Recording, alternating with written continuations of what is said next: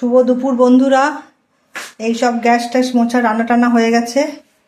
এরপরে যে মায়ের খাবার গোছাচ্ছি আর তোমাদের সাথে একটু গল্প করতে এলাম। এই যে গরম গরম ভাত হয়েছে, মায়ের খাবারটা গোছাচ্ছি।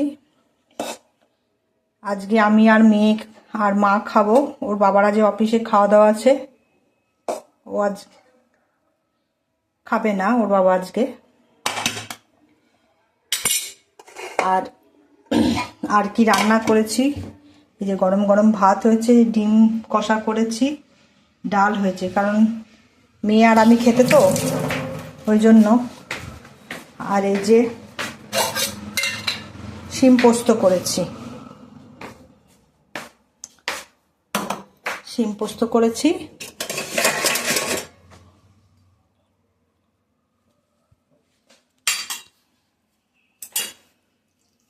কারণ মাকে বেশি কিছু দিই না খাবার, কারণ বয়স্ক মানুষ তো, শুয়ে থাকে তো, খাবার হজম হবে না ওই জন্য।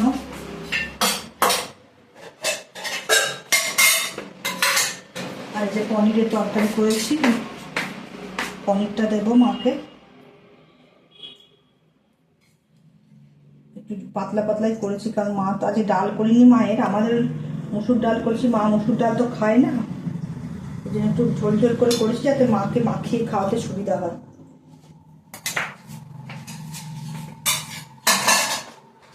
আর মায়ের তো রোজ দই লাগে, দই ছাড়া খেতে পারে না জানেন, রোজ একটু দই লাগে।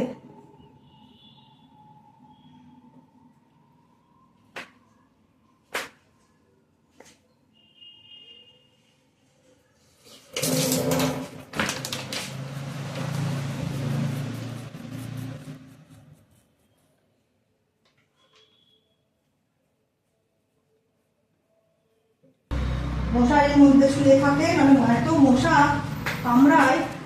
ভাত খাবে তো? ভাত খাবে না? দেবো? দেবে তো? হ্যাঁ, খুব হাসি, তাই তো? কি ভাত কি দিয়ে দিয়েছি দেখো, ভাত দেখো, শিম পোস্ত দিয়েছি, পনিরের তরকারি দিয়েছি, দই দিয়েছি। হ্যাঁ, খাবে? আমি নাকি আমি খাবো? আমি খাবো না, তুমি খাবে?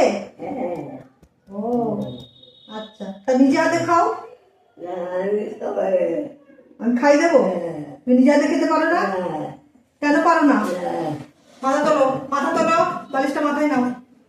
নিজে হাতে খেতে পারো না? খাও, নিজে হাতে খাও, নিজে হাতে খাও। হ্যাঁ, খুব মজা না? হাত তালি দাও আনন্দে। হ্যাঁ, ভাত খাবে, ঠিক আছে, তারাও খাই দি। কালকে কে ভাত খাইছিল? না আমি না, ঠিক করে বলো মনে করে। কে? তোমার ছেলে। কালকে তুমি বললে আমার ছেলে ভাত খাওয়াবে, তোমার ছেলে ভাত খাই দিয়ে না। কোথায় গেছে? অফিসে গেছে। হ্যাঁ, খাও, অফিসে গেছে।